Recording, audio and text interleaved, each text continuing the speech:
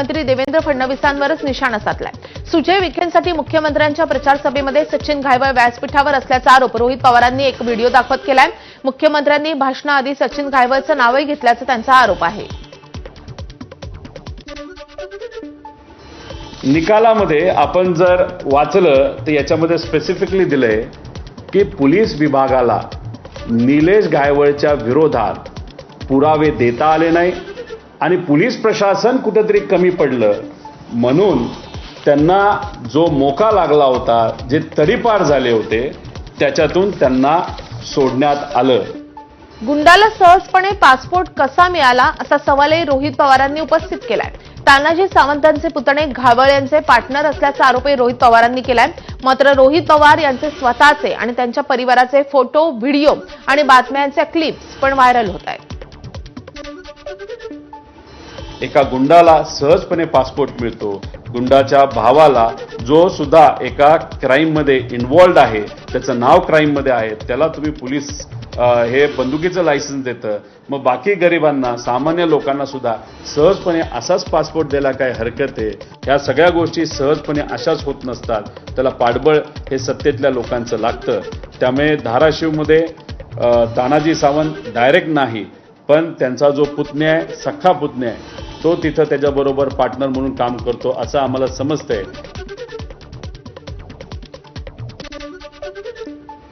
निलेश घायवळ प्रकरणामध्ये सखोल चौकशी करणार असल्याचं आश्वासन मुख्यमंत्री देवेंद्र फडणवीस यांनी दिलंय। घायवळला अहिल्यानगरमधून पासपोर्ट कसा मिळाला, त्यानं निवडणुकीमध्ये कोणाचं काम केलं होतं, इथपासून ते घायवळला पासपोर्ट देण्यासाठी कुणाचा दबाव होता याचा तपास करणार असल्याचं मुख्यमंत्र्यांनी सांगितलंय।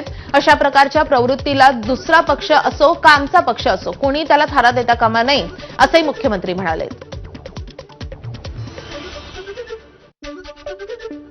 हा व्यक्ती इथे राहत नाही, ते अहवालात कुठेही मेन्शन केलं नाही आणि त्यामुळे हा पासपोर्ट त्यांना मिळाला आणि ते पळून जाऊ शकले।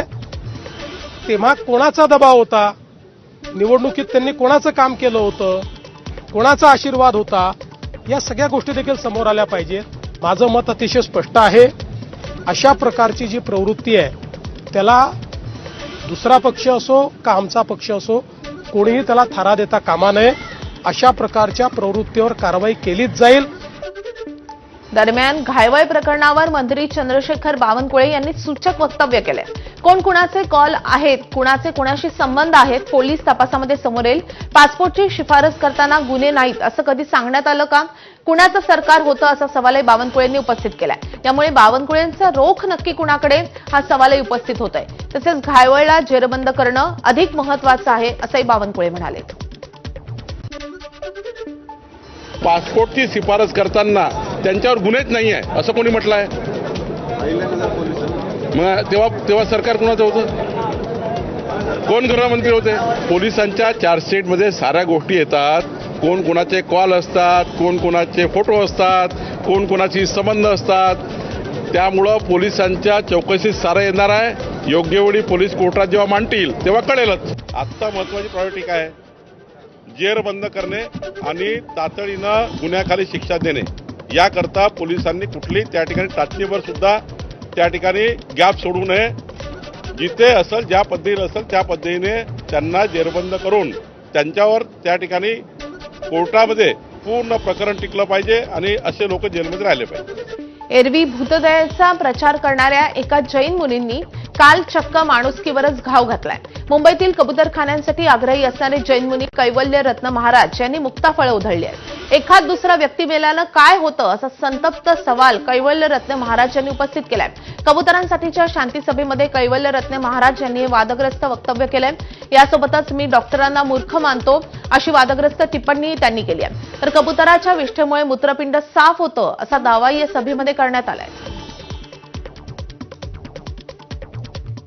कबूतर तो सिर्फ आपने एक बहाना बनाया है, एक हथियार बनाया। कबूतर से कोई लेना देना नहीं है और वो कबूतर की टीट से जो फैलता है रोग, उससे भी कुछ लेना देना नहीं है। एक आध इंसान मर गया, उससे भी कुछ लेना देना नहीं है। चाहे एक नहीं, हजारों लाखों यूं ही बेगुनाह मर रहे हैं, रोज के बेगुनाह मर रहे हैं। उनके लिए कोई सोच नहीं रहा है। और एक इंसान कभी कुछ किस कारण से, मानो कि कोई पेड़ का पत्ता गिर गया और पेड़ के पत्ते से किसी की मौत हो गई, तो आप मानोगे पेड़ के पत्ते से मौत हुई?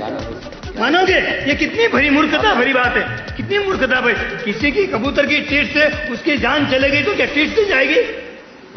मैं तो डॉक्टरों को भी मूर्ख कहता हूं अगर जो इस तरह से बयान देते हो तो। कबूतर के टीट का धूप करके देखो, करीबन 3 से 4 सप्ताह के अंदर सबकी खोपड़ी एकदम सही हो जाएगी, पॉजिटिव, और लड़ाई बंद हो जाएगी।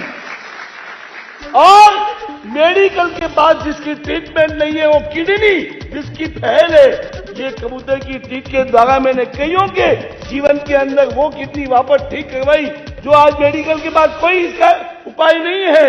इसको 1 महीने तक रोज एक टीट जो है पानी के 1 गिलास में भिगो करके शाम को भिगोए, सुबह शाम को पिए, 1 महीना पियो, आपकी कैसी भी फेल किडनी एकदम ठीक होती है और कईयों की ठीक की है।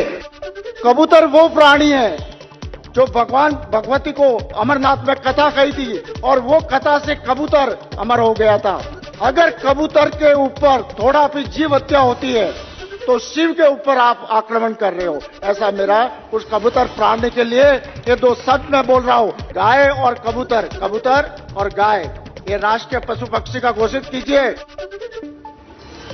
दरम्यान या विधानानंतर शिंदेच्या शिवसेनेच्या नेत्या मनीषा कायंदेंनी जैन मुनींच्या वक्तव्याचा समाचार घेतलाय। मग आता मला सांगा, कुठल्या जैनांच्या घरी कबुतराचा फोटो वगैरे आहे का घरी? म्हणजे तुम्ही पूजा करता का त्याची? अहो, तो एक पक्षी आहे, त्याला इतकं तुम्ही जे काही आता मग उंदीर, मग आता घरात 4 उंदीर आले, मग आपण गणपतीचं वाहन म्हणून त्याचा असं नमस्कार करत फिरायचं का? तुम्ही मारता ना उंदराला, काहीतरी सायंटिफिक आधार पाहिजे। मग कोरोनासारखा रोग आपण पळवला, एवढे डॉक्टर, एवढे रिसर्चर, एवढे वॅक्सिन्स तयार झाले, मग तेव्हा आपण मग काय कोरोनाची पूजा करायला पाहिजे होती का त्या विषाणूची? म्हणजे सगळं गंमत करून ठेवली या विषयाची। याच कार्यक्रमामध्ये निलेश मुनी यांनी थेट महापालिका निवडणुका लढवण्याची घोषणा केली आहे। निलेश मुनींनी शांतिदूत जनकल्याण या पक्षाची घोषणा केली आहे, तसंच महायुतीवरही निशाणा साधलाय। तसंच या मुनींनी मारवाडी आणि गुजराती लोकांनी एकत्र यावं असं आवाहनही केलंय। तर कबुतरामुळे महायुतीचं सरकार जाईल असा इशाराही या जैन मुनींनी दिलाय। हमारी जो पार्टी अभी शांति दूत जन कल्याण पार्टी की आज मैं घोषणा करता हूं। जितने भी 36 कोम होंगे, जेवढे पण मारवाडी असेल तेवढे पे गुजराती असेल, सर्व एक होऊन आमची नगरपालिकामध्ये आम्ही आमचे वाद उभे करू। ठीक है। कबूतर खाने बनती, कबूल का क्या हाल होगा? कांदे के चक्कर में कांग्रेस गई थी, मुर्गी के चक्कर में शिवसेना, अभी कबूतर के चक्कर में कौन सी पार्टी जाएगी भगवान जाने।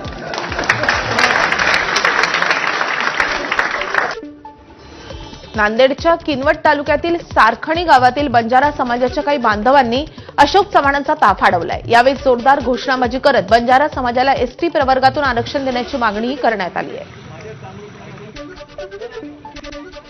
रायगडमधून एक धक्कादायक बातमी। शिंदेच्या शिवसेनेचे आमदार महेंद्र थोरवे यांच्या काही माणसांनी वकील प्रशांत आर्डेंना मारहाण केल्याचा आरोप करण्यात येतोय। प्रशांत आर्डे यांच्या पत्नी किशोरी आर्डेंनी हा आरोप केलाय।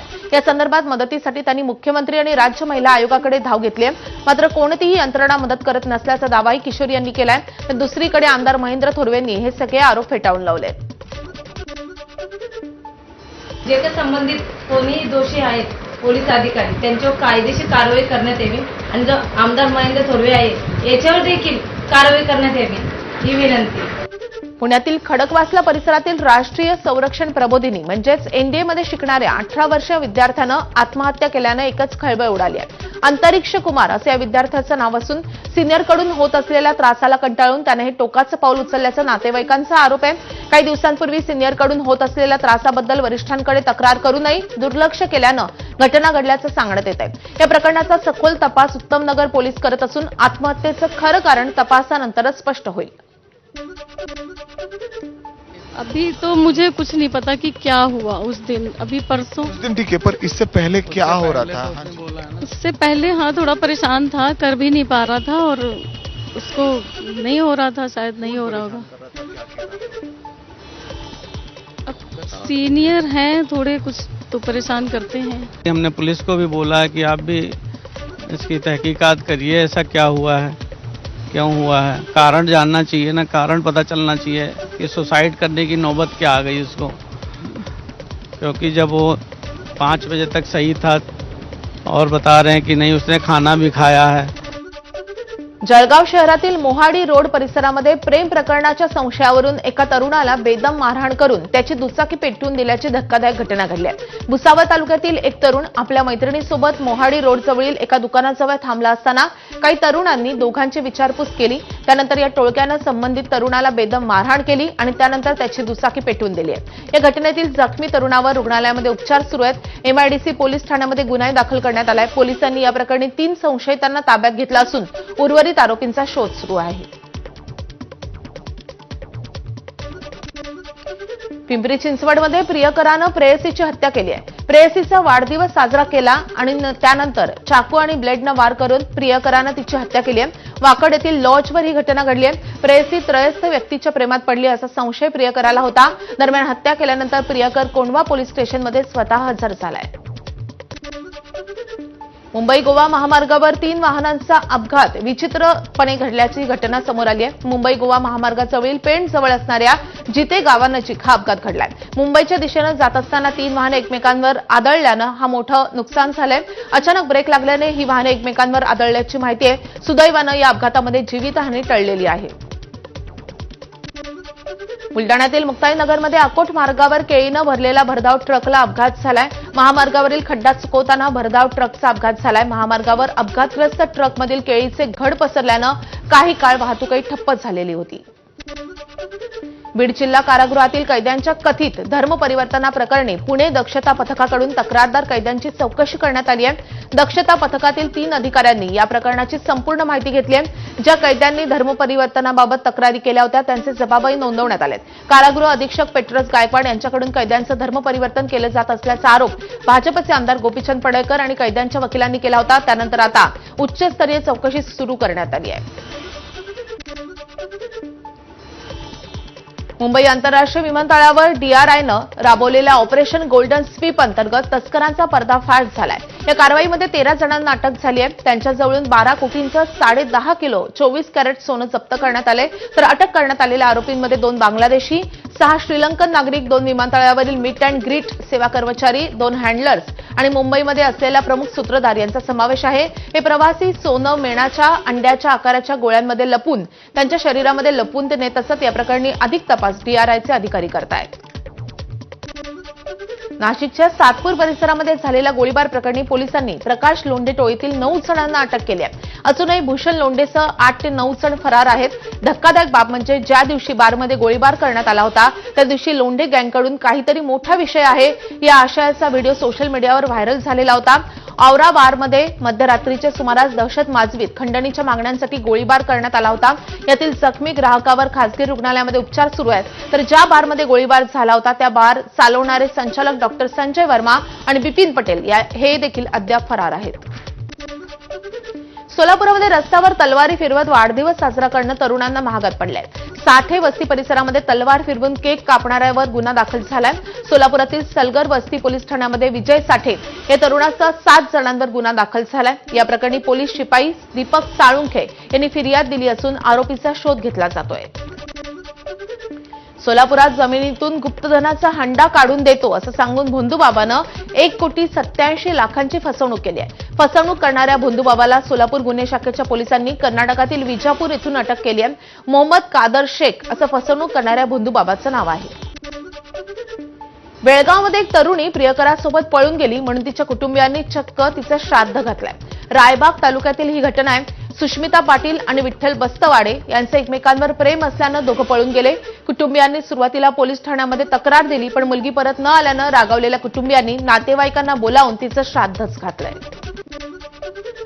सिंधुदुर्गच्या आंबोलीमध्ये एका शिक्षकानं आत्महत्या केली आहे। आनंद कदम असं संशयित असं संबंधित शिक्षकाचं नाव आहे. गावठणवाडी जिल्हा परिषद प्राथमिक शाळेचे ते मुख्याध्यापक होते. आत्महत्येनंतर पोलिसांनी कदम यांनी लिहिलेली सुसाईड नोट सापडलेली आहे. मी टीईटी परीक्षा पास होऊ शकत नाही असा उल्लेख त्या सुसाईड नोटमध्ये असल्याची माहिती आहे. दरम्यान ही घटना घडली तेव्हा कदम यांचे कुटुंबीय बाहेरगावी गेलेले होते. पोलिसांनी पंचनामा करून मृतदेह शवविच्छेदनासाठी पाठवलेला आहे. अहिल्यानगरच्या नेवासा तालुक्यातील राजे गावामध्ये रस्ता नसल्यानं नागरिक त्रस्त झालेत. गावामध्ये येण्यासाठी मुख्य रस्ता नसल्यामुळे गावकरी आक्रमक झालेत. गावात येण्यासाठी गावकऱ्यांना नदीमधून वाट काढावी लागते. वारंवार निवेदनं देऊनही प्रशासनानं याकडे दुर्लक्ष करत असल्याचा आरोप करण्यात आलाय. मुख्यमंत्री ग्रामसडक योजनेच्या माध्यमातून रस्ता बनवून देण्याची मागणी हे ग्रामस्थ करतायत. आगामी सिंहस्थ कुंभमेळ्याच्या पार्श्वभूमीवर नाशिक महापालिका ऍक्शन मोडवर आली आहे. महापालिकेनं रामकुंडवरील वस्त्रांतरगृह पार पडलंय. 1992 ते 93च्या दरम्यान रामकुंडावर वस्त्रांतरगृह उभारण्यात आलेलं होतं. मात्र यंदाच्या कुंभमेळा काळामध्ये भाविकांची गर्दी वाढण्याची शक्यता असल्यानं गर्दीचं नियोजन करण्यात वस्त्रांतरगृह अडथळा ठरण्याची शक्यता आहे. त्यामुळे पालिकेनं वस्त्रांतरगृहावर हातोडा चालवलाय. दरम्यान वस्त्रांतरगृह पाडण्यास पुरोहित संघाचा विरोध होता. आता एक मोठी बातमी आहे. मध्य प्रदेश आणि राजस्थानमध्ये कफ सिरपमुळे मुलांच्या मृत्यूच्या घटना समोर आल्यामुळे केंद्र सरकारच्या कुटुंब कल्याण संचालनालयानं आता कफ सिरपच्या वापरासंबंधी आणि औषधांच्या डोसमध्ये खबरदारी घेण्यासाठी एक मार्गदर्शक सूचना जारी केली आहे. सर्व रुग्णालयांना 2 वर्षाखालील मुलांना खोकला आणि सर्दीची औषधे देऊ नयेत असे स्पष्टपणे निर्देश देण्यात आलेत. तसेच 5 वर्षांखालील मुलांना सामान्यपणे अशी औषधे सुचू नयेत असेही सांगण्यात आले.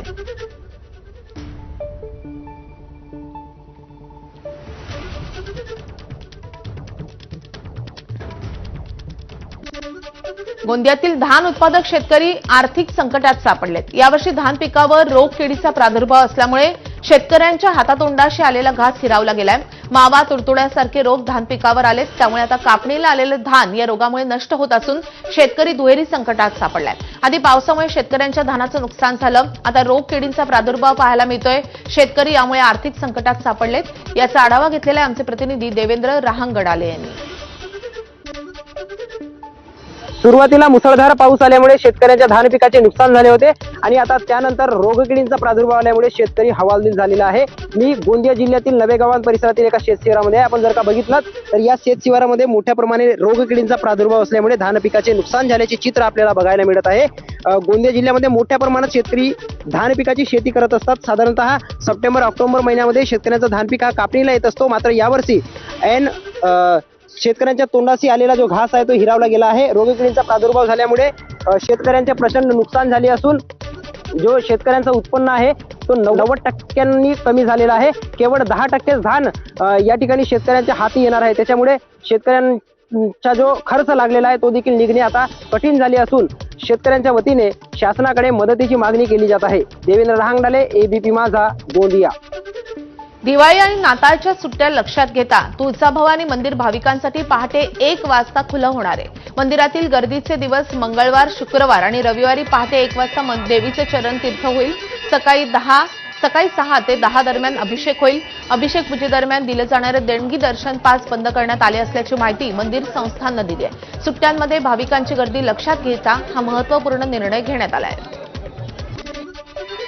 अखिल विश्वाला मानवतेचा संदेश देणारे वंदनीय राष्ट्रसंत श्री तुकडोजी महाराज यांच्या 57वा पुण्यतिथी महोत्सव मोठ्या भक्तिभावामध्ये गुरुकुंज मोझरी येथे संपन्न झालाय.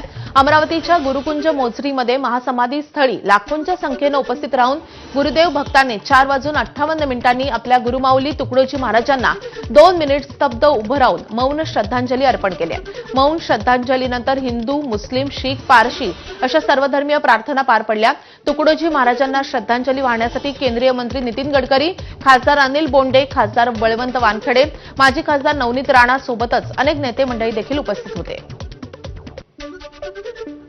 मला वाटते विश्वास जेवढा आपण करतोय तेवढा दिवसानुदिवस विश्वास वाढत आहे आणि विदर्भामध्ये एवढी मोठी प्रार्थना जिथे राष्ट्रसंत तुकडोजी महाराजांची होते विदर्भात सगळ्यात मोठी स्थळ हा मोझरीला होते आणि हे सगळं पूर्ण देश पाहत आहे. काही संभाजीनगरमध्ये कुत्रे येऊन भोकून जातात तर त्यांना ही ताकद वेळोनवेळी आम्हाला जेव्हा दाखवायची तर भगवे लोक नक्की त्यांना दाखवतात. या बातम्यांसोबतच बुलेटिनमध्ये आणखी एक छोटासा ब्रेक. पाहत राहा एबीपी माझा.